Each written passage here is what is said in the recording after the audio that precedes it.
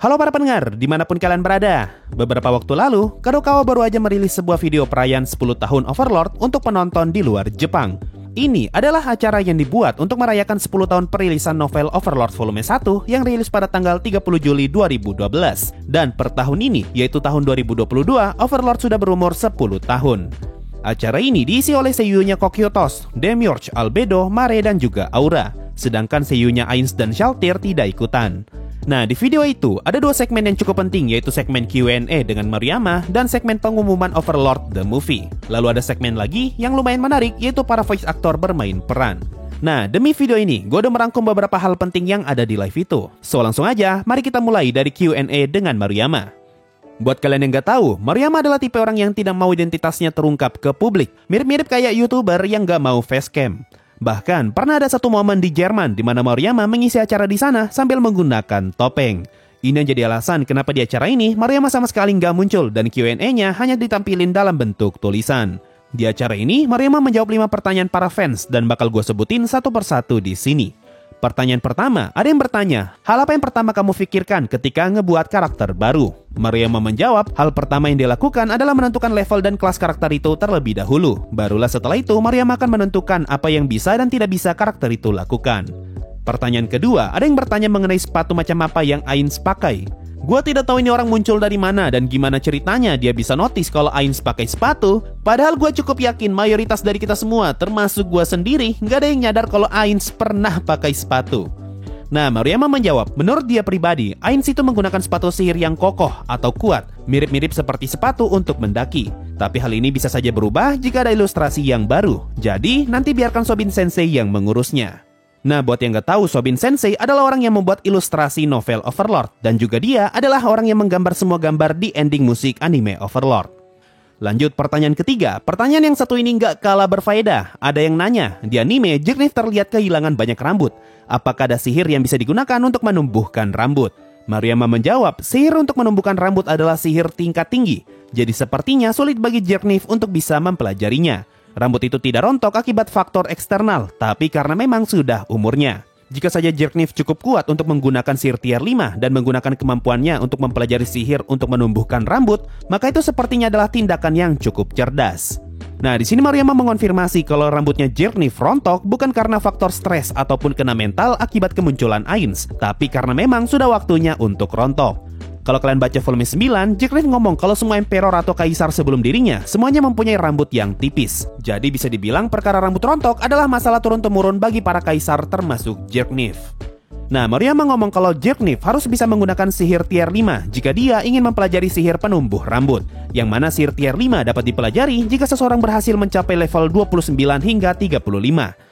Nah, seseorang yang berhasil mencapai level 29 sampai 35 bisa dibilang sebagai orang yang telah mencapai ranah para pahlawan. Dengan kata lain, Jerniff harus bisa memasuki ranah para pahlawan kalau mau ngebuat rambutnya tumbuh. Nah, kapan lagi coba ada orang yang berlatih demi bisa menjadi pahlawan dengan tujuan untuk mempelajari sihir penumbuh rambut? Lanjut, pertanyaan keempat, mulai dari sini pertanyaannya mulai bagus. Ada yang nanya kalau Maruyama pernah ngomong di Twitter kalau Pandora bukanlah nama asli karakter itu, melainkan Pandora mempunyai nama yang lain. Nah, orang ini bertanya, apa sebenarnya nama asli Pandora Aktor? Dan siapakah orang yang ngasih nama Pandora Aktor? Maruyama menjawab kalau awalnya Momo nggak memberi nama Pandora Aktor dengan nama Surprise Box atau Bikuri Box. Tapi karena nama itu terdengar aneh, jadinya Ulbert dan yang lainnya menyarankan nama lain. Dari sini kita pun tahu kalau nama Pandora Aktor bukan berasal dari Ainz. Fakta ini cukup menarik sih, karena bukan cuma kemampuan Pandora Aktor yang dibuat bisa meniru teman-temannya Ainz, bahkan namanya Pandora Aktor juga berasal dari semua teman-temannya Ainz.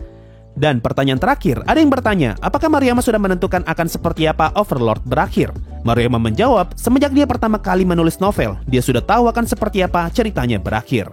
Bahkan Maruyama sudah memiliki gambaran umum mengenai ending Overlord ketika dia baru mulai menulis cerita secara online, alias ketika Maruyama masih menulis web novel. Maruyama bersyukur karena ceritanya masih bisa berlanjut hingga saat ini, dan dia mengucapkan terima kasih untuk para fansnya.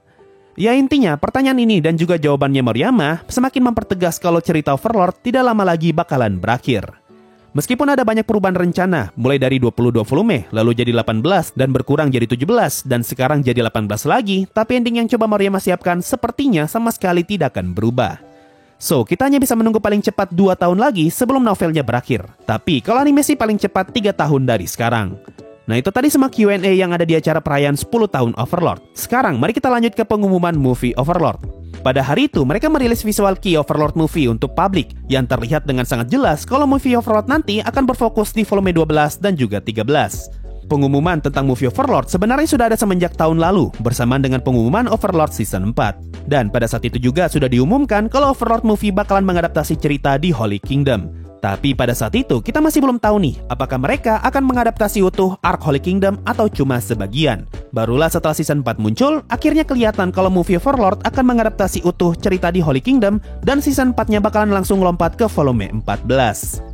Nah, di ilustrasi ini, kalian bakal melihat Ainz yang sedang berdiri, dan di hadapannya terlihat seorang perempuan yang membawa pedang dan juga perempuan yang membawa busur. Mereka berdua adalah sosok kunci di Arc Holy Kingdom, di mana Ainz berniat menguasai Holy Kingdom dengan cara memanfaatkan mereka berdua.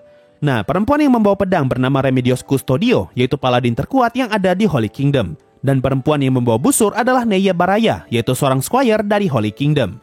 Dia bakalan bertugas untuk menemani Ainz selagi Ainz berada di Holy Kingdom. Mirip-mirip kayak Gondo di Season 4 yang selalu menemani Ainz ketika berada di Dwarf Kingdom. Nah, busur yang Neya pegang adalah item yang dia dapatkan dari Ainz, dan senjata itu telah diperkuat dengan rune. Ini karena salah satu tujuan konspirasi di Holy Kingdom adalah untuk mempromosikan senjata rune ke penduduk Holy Kingdom. Jadi, intinya gini, di movie-nya nanti, Remedios bakalan jadi karakter paling nyebelin sepanjang cerita Overlord karena sifatnya yang terlalu konservatif. Sedangkan Neya bakalan jadi salah satu karakter paling disukai di Overlord karena pengembangan karakter Neya dari yang bukan siapa-siapa menjadi salah satu orang paling berpengaruh di Holy Kingdom.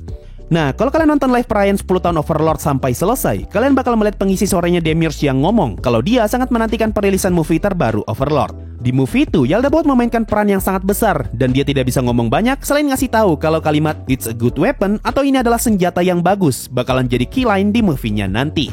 Nah, dari kalimat ini, sepertinya pengisi suaranya Demiurge sudah selesai recording untuk movie Overlord nanti. Makanya dia tahu kalau kalimat "It's a good weapon" bakalan jadi kalimat paling memorable di movie-nya nanti. So, dengan rilisnya visual key untuk Overlord movie dan juga seiyunya Demiurge yang sepertinya sudah selesai recording, maka ada kemungkinan kalau Overlord movie bakalan rilis di tahun 2023. Jadi di tahun 2023 kita bakalan dapat Overlord movie dan kemungkinan di tahun 2024 kita bisa saja mendapatkan volume 17 dan juga 18. Kita lihat saja nanti.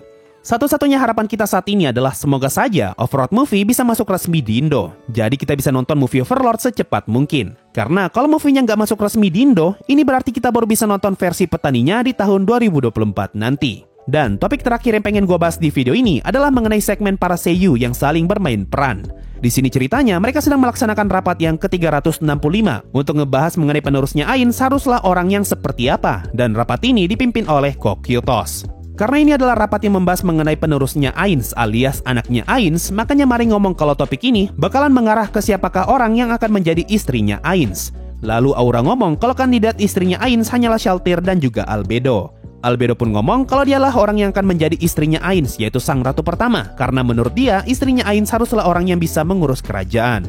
Lalu Shaltir ngomong kalau istrinya Ainz haruslah orang yang terlihat cantik. Mendengar perkataan itu, Ainz ngomong kalau di Yggdrasil, kemampuan seorang player dapat diasumsikan hanya dengan melihat equipment dan item mereka.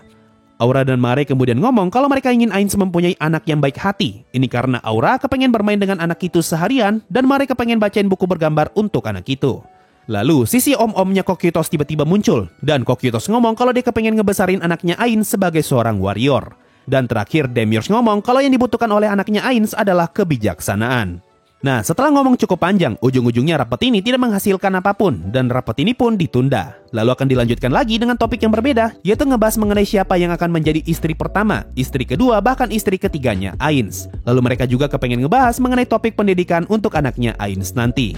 Nah itu tadi beberapa informasi menarik yang ada di live perayaan 10 tahun Overlord. Kalau kalian pengen nonton langsung videonya, kalian bisa langsung main ke channel YouTube Kadokawa dan nyari video itu. So mungkin itu saja untuk video kali ini. Makasih semua sudah mendengarkan sampai di titik ini. Sampai jumpa di video berikutnya dan bye-bye. Sebelum masuk Saweria, gue ucapkan terima kasih banyak untuk para member Adamantite di bulan Agustus ini, yaitu Rizky Abadi, Novas Ramdhani, Amransan, Sora, Futabaharu, Cry of Banshee, Harmonia, Ken Ritz, Bang, Hoki Gaming Official, Gungra, Aldebaran _91, Tikungan _Tajam, Raikua, Ade Irawan, dan Jimi Hendrix. Yo, waktunya Saweria, ada dari Praza. Bang, buat detail kecil 86, gue baru nonton sudah nemu detail yang menarik. Nanti ya, soalnya gue belum sempat nonton anime buat nyari detail. Ada dari nggak tahu siapa. Bang, kenapa Lupus Regina bilang kalau Ainz mati? Gue nggak baca novel. Intinya, nanti bakalan ada konspirasi di mana Ainz mati dan kabar itu bakal disebar ke negara lain. Ada dari Air Sam Testing. Dan terakhir ada dari hamba Allah. Bang, request breakdown Suzume no Tojimari kedua dong. Nanti ya, masih belum sempat bro. Itu tadi dari Saweria. Terima kasih sama yang sudah gabung jadi membership dan donasi sampai saat ini. Thanks a lot and bye-bye.